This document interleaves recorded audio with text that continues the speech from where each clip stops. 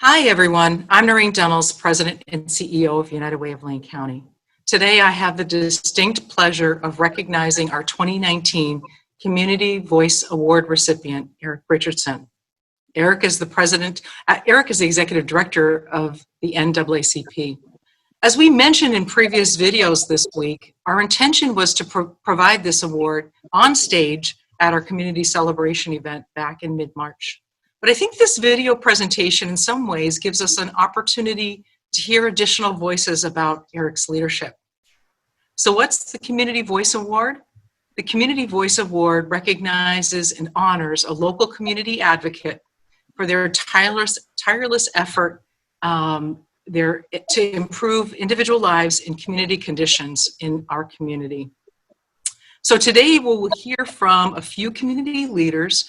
They'll share their perspective on how Eric is improving lives in systemic conditions in our community. So first we will hear from Mo Young. She is the Equity and Access Coordinator for Lane County Government. Mo, how are you? I'm doing well, thank you. Good to see you. So tell us how you know Eric. I was trying to think about when I met Eric, and I don't actually know, but I know that I know Eric through community work, through just showing up and being there in many different capacities. And I don't know that I remember a time in recent past that I didn't know Eric. Well, so what has his leadership meant to our community? It's meant so many things. It's meant having someone to bounce ideas off of. It's meant having access to a space to meet. It's meant supporting work that, that he and the NAACP sees aligning with the work of the NAACP, even if it's not necessarily on a work plan. It means showing up for the entire community, and it means showing up even when he's tired. Mm-hmm. Mm-hmm. Well, thank you. Thanks for sharing your thoughts on that. So now we're going to hear from Mtima. Mtima is Eric's, I think, middle child, and it's pretty exciting. She is graduating from the University of Oregon next week from the 3 p.m. program there. So Mtima, good to see you. Thanks for being here. Thank you. So Mtima, how has your dad instilled his values of social justice with you and your siblings? I think there's two ways. The first way that I can think of is the thought of Black love. And to me, Black love means taking the courage and being brave enough to break the generational trauma, the systematic oppression that Black women and Black men have both experienced throughout history. It's not only about like romantic love, it's about loving your community, it's about loving yourself, loving everyone with the same skin color and even the different skin colors. And so with the work, my dad and my mom, they raised 5 of us, and I am the middle child. And all of us are in college right now, or graduated college. My little brother is studying seismology, my little sister is going to aeronautical school, my big sister is about to graduate to being a nurse, and my older brother is working on his PhD.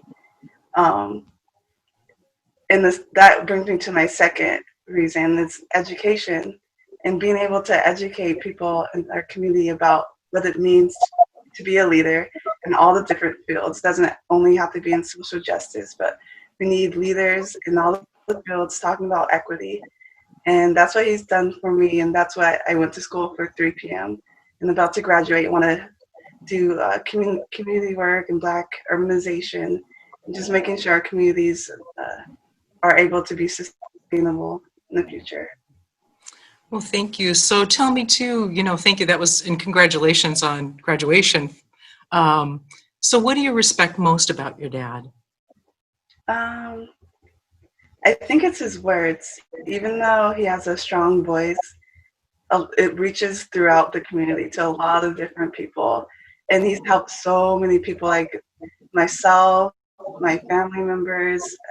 Like every time I come to the office, there's a new person there he's talking to and helping.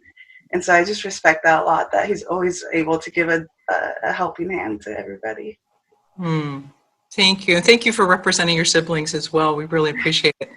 Yeah. So, and finally, we want to hear from Willie Mims, Mr. Willie Mims, who's been a long-term community advocate.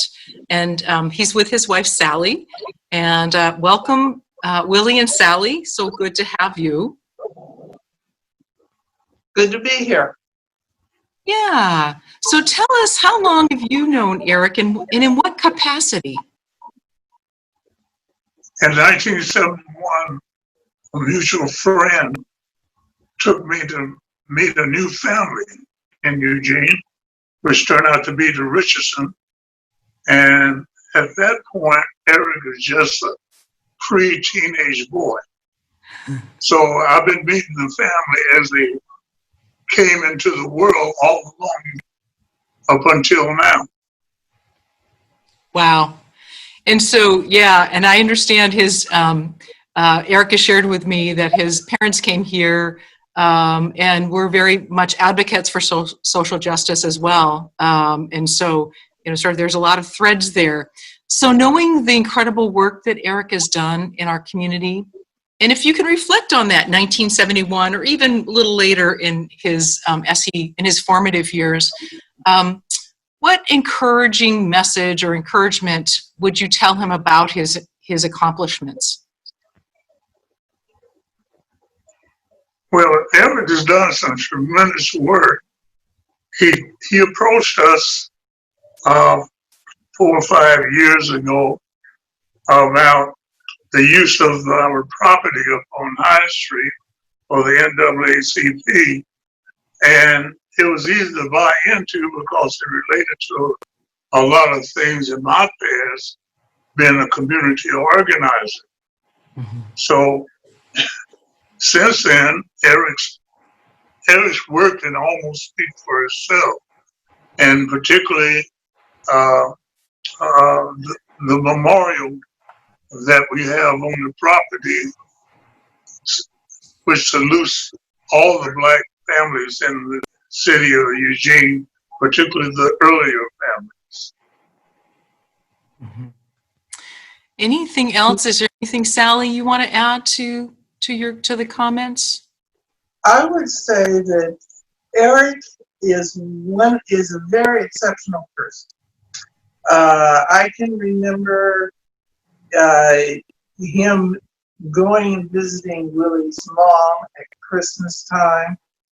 He has a strong link towards the elders in the community and bringing them and the youth together in a very meaningful way so that each can lean on the other, which I think is important for the community as a whole.